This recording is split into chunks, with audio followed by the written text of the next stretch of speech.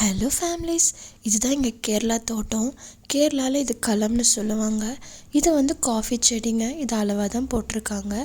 Coffee கொட்டை வந்ததுக்கப்புறமா அதை யூஸ் பண்ணிப்பாங்க. இங்கே பாருங்கள், இந்த சீசனுக்கு எவ்வளோ பலாமரம் வந்திருக்குன்னு. இதை வந்து மிளகு ஒவ்வொரு இந்த மாதிரி பெரிய பெரிய மரத்துலேயும் இந்த மாதிரி சுற்றி சுற்றி வளரும். ஸோ மிளகை வந்து பறிச்சுட்டு இதை வந்து ஒரு தட்டில் போட்டு மொட்டை மாடியில் வீட்டுக்கு அளவாக காய வச்சுக்குவோம்.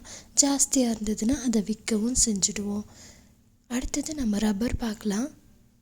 இது சம்மர் சீசன் அப்படிங்கிறதுனால இப்போ ரப்பர் சாகுபடி பண்ண மாட்டாங்க.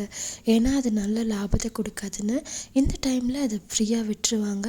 சம்மர் சீசன் முடிஞ்சதுக்கப்புறமா தான் வந்து ரப்பரோடைய பால் எடுத்து அதுக்கப்புறமா அதை ப்ராசஸ் பண்ணி விற்பாங்க. இங்கேவும் பெரிய ஒரு மாங்காய் மரம் இருக்குங்க. அவ்வளோ மாங்காவும் நம்ம சாப்பிட முடியாது. ஸோ அதையும் வந்து விற்றுடுவோம். இது கோழி ஃபார்ம்.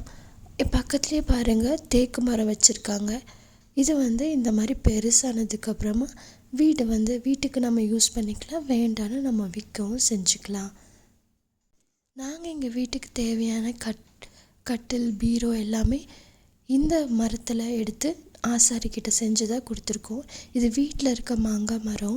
இதிலேருந்து நான் மாங்காய் பழம் எடுத்துகிட்டு வந்துட்டு, மாம்பழத்தை எடுத்துகிட்டு வந்துட்டு நான் வீட்டில் குல்ஃபி செஞ்சேங்க. நான் அதோட ஃபோட்டோஸ் அட்டாச் பண்ணியிருக்கேன். செம்ம டேஸ்ட்டாக இருந்தது. கூடயே வந்து இப்போ நம்ம வீட்டுக்கு பின்னாடி இருக்க சின்ன தோட்டத்தை பார்க்கலாம்.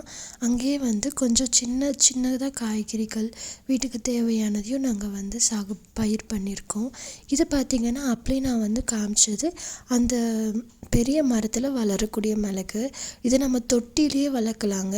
நீங்கள் எங்கேயாவது வந்து நர்சரி போனீங்கன்னா வாங்கிட்டு வந்து தொட்டியில் வளர்த்து உங்களுக்கு வீட்டுக்கு தேவையான மிளகை நீங்களே வந்து வீட்லேயே வந்து பயிர் பண்ணிக்கலாம். பாருங்கள், வளர்ந்துருக்கு. இந்த மாதிரி இருக்கிறத எடுத்து மொட்டை மாடியில் காய வச்சா நமக்கு மிளகு கிடச்சிடும். இங்கே இருக்கிறது வந்து இஞ்சி புளி செய்வாங்க. கேரளாவில் வந்து புளி இஞ்சி செய்வாங்க. அந்த இஞ்சிக்கான இது செடி தான் அது. இதை வந்து அடியில் பார்த்திங்கன்னா அந்த இஞ்சி வளர்ந்துருக்கும். அதையும் எடுத்து புளி இஞ்சி நாங்கள் வந்து செய்வோம். அடுத்தது இது வந்து சீனி மிளகான்னு சொல்லுவாங்க. இது வந்து ஒரு கேன்சர்லாம் வராமல் தடுக்குமா இந்த மிளகா. ரொம்ப இது குட்டி குட்டியாக வளருங்க. ஏன்னா அது ரொம்ப காரமாகவும் இருக்கும்.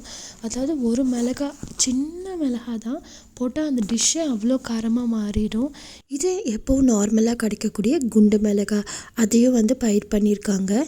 நான் ஊர்லேருந்து வரும்போது பலாப்பழம், பலாக்காய் எல்லாமே எடுத்துகிட்டு வந்தேன்.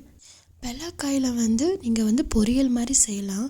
அது டேஸ்ட் பார்த்திங்கன்னா சிக்கன் மாதிரி இருக்கும். சிக்கன் பொடி மாஸ் பண்ணால் எப்படி இருக்குமோ அதே மாதிரி இருக்கும். அதே மாதிரி பலாப்பழம் வந்து ஃபுல்லாக நம்மளால் சாப்பிட முடியலன்னா அதை ப்ராசஸ் பண்ணி நீங்கள் வந்து பாயாசத்துக்கு வச்சுக்கலாம். ஏன்னா இப்போ வீட்டில் நிறைய பலாப்பழம் இருந்ததுன்னா அட் அ டைமில் எல்லாமே சாப்பிட முடியாது. ஸோ அந்த பலாசொலை எடுத்து அது கூட வெல்லத்தை கலக்கி நல்லா வதக்கி ஃப்ரிட்ஜில் ஸ்டோர் பண்ணிட்டு 6 மாதம் வரை யூஸ் பண்ணலாம். உங்களுக்கு இந்த வீடியோ பிடிச்சிருக்குன்னு நினைக்கிறேன். மறக்காமல் இந்த சேனலை சப்ஸ்கிரைப், லைக் அண்ட் ஷேர் பண்ணுங்கள். நன்றி, வணக்கம்.